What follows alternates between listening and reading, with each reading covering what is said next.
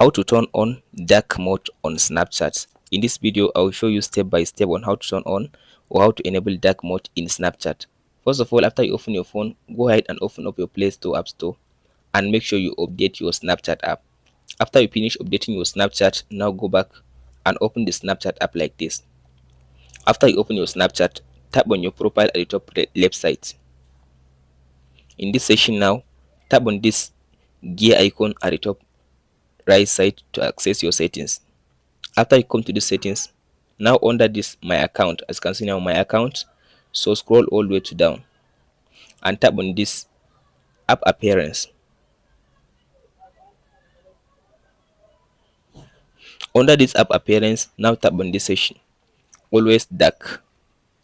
If you choose this custom, this is for Snapchat Plus account, so tap on this first option, always dark. So tap on this restart. Now it will just restart your Snapchat account. So now if I tap on this chat section now, so as you can see now I turn on my dark mode on my Snapchat. Hope this video helps you out. Don't forget to like, subscribe and share. Thank you for watching. We'll meet in the next video.